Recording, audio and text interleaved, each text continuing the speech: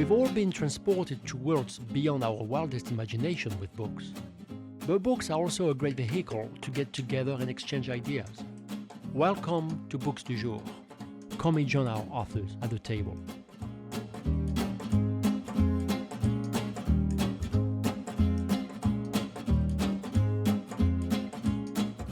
Welcome back to Books du Jour. My next guest is someone I've been wanting and meaning to meet for a long time, and he's from all the way from Scotland, Edinburgh, and it's Ian Rankin. And the Saint of the Shadow Bible. Yeah, it's your latest book. What is it about conspiracy, about Jesus? What again is about the story? It's actually a line from a song. Okay. There's a friend of mine called Jackie Levin. He was a singer-songwriter. He died a few years ago. And in one of his songs there's a line that goes, "The saints of the shadow Bible following me from bar to bar into eternity." So was it a poem, or was it just a line? It's a line in a song. Okay. It's like any line and I just thought, what does that mean? It's a great line. I love the line, but I've very catchy. Yeah. So then I thought, well, what could that be? And I thought, well, the Shadow Bible could be something you take almost as your code of conduct. So in my terms, that could be maybe the police instructions. When you're a police officer, you're given a big file of stuff that tells you how to investigate. That could be the Bible, your Bible. It's not a real Bible; it's a shadow Bible. And the saints are people who follow that code. Yeah. So it's basically shorthand for a kind of policing. Because I thought that was like in England you have a shadow minister and you could but someone said to me yesterday, they said, "Is it a book about biblical conspiracies?" That's right. Yeah, that's what I thought right away. It's the Shadow Bible. So we consider the Bible, the one that no one knew about. Well, if any Da Vinci Code fans want to buy it, thinking it could be the Da Vinci Code, I'm fine. We can do that. So let's talk about you a bit, because you have a long life as a writer, yeah, and you obviously, like most people, did not start to be a writer. Well, I did. Well, you wanted to be, I read that in your bio, you wanted to do a PhD. Yeah. What was a PhD about? So the intention was there. Well, but when I was 9, 10, 11, 12, I was wanting to be a cartoonist. I wanted to do, comic books. Then I got into music, and I wanted to be in a band, and I wrote lyrics for a non-existent band. Did you play music, actually play? No, I can't. There was a great Scottish band. Well, there were lots of good Scottish bands. But I tried it. I was in a band when I was 18 for about 6 months, but I was terrible. Couldn't sing. You got kicked out? Kind of. We fell apart over musical differences. But by then I was at university. I know. But by then I was at university, and I was wanting to be a writer. Okay. And I applied to do a PhD in the novels of Muriel Spark, who's a very famous Edinburgh novelist. She wrote The Prime of Miss Jean Brodie, which is a very successful book, and it was filmed. And through her, I got into Scottish literature, and I got into Jekyll and Hyde, Robert Louis Stevenson's classic novel about good and evil. And that got me thinking about good and evil, and I thought, if I want to talk about this, I need to have a cop, a detective. So I wrote my first Inspector Rebus novel while I was a student at Edinburgh University. And that was in 1987. 1967, yeah. And then from then you kept on writing, yeah? Well, what I found was I wanted to write about Edinburgh. Okay. And I thought a detective is a good way of exploring the city. I wanted to write about Scottish culture, politics, the social problems we have. A detective is a good way to do that because they have access to every layer of society, from the bankers and the politicians to the dispossessed. And so Rebus became a very useful way of looking at the world. Sure. It's interesting because the tendency in these days, I'm sure you read your colleagues' books, there's a lot of drifters as main heroes, and you are the opposite. You are encrusted into your Scottish culture, and you write about that. Do you often think sometimes you could have someone like Jack Reacher who just doesn't belong anywhere? He can belong everywhere, and just try to find his way or himself through life. Sure. Yeah. I mean, people have said to me down the years, I want to be a big success in America. I should set a book in America and make it an archetypal character.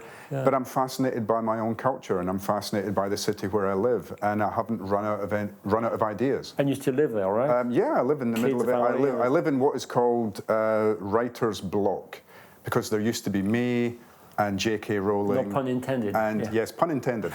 Me, J.K. Rowling, and Alexander McCall Smith, all living in the same street. The same street, okay. She moved away. Was it a coincidence or was it intentional? Total coincidence. Okay. Complete coincidence. So it's another very big famous mansions and big houses, nice big Victorian houses.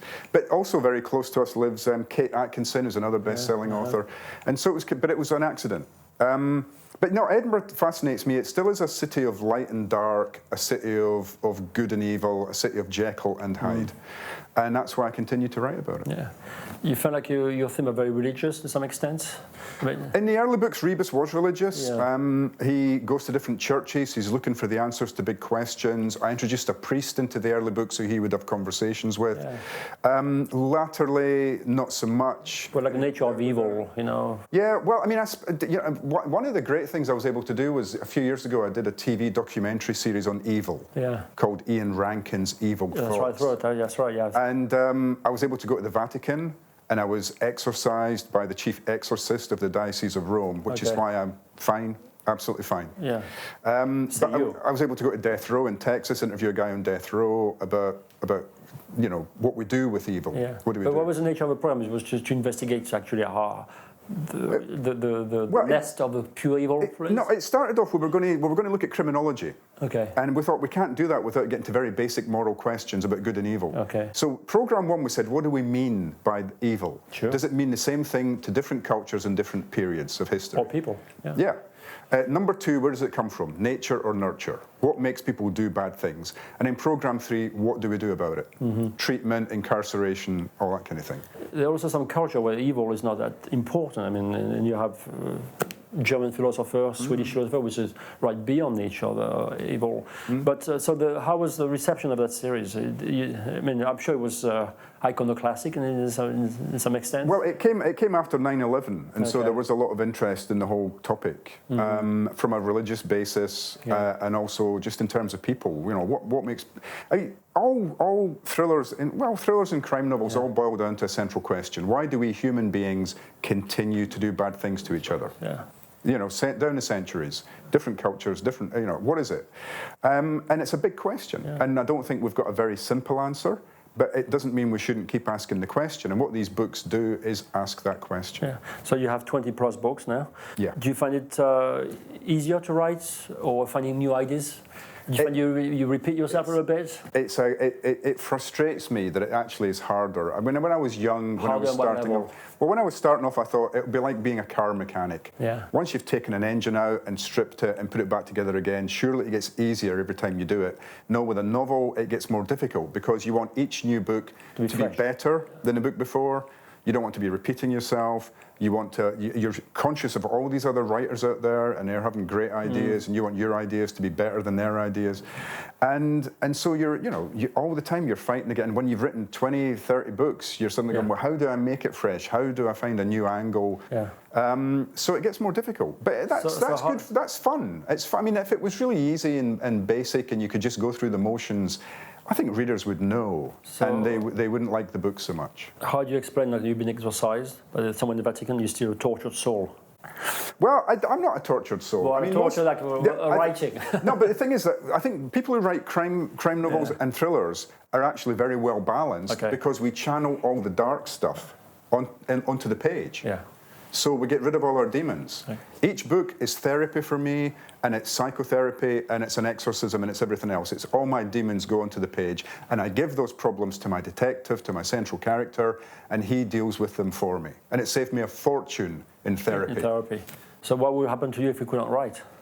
I would be a dangerous individual. You'd be in the Holloway? I would be a dangerous individual, yeah. Anyway, so tell us about the Shadow Bible. What's the story in a nutshell? Well, I go back to Rebus, my detective, to his very early days in the 1980s when policing was very different. It wasn't politically correct. People could cut corners. And it's how he became the guy he is. So it's him as a young man working with the cops who were breaking all the rules and learning from them.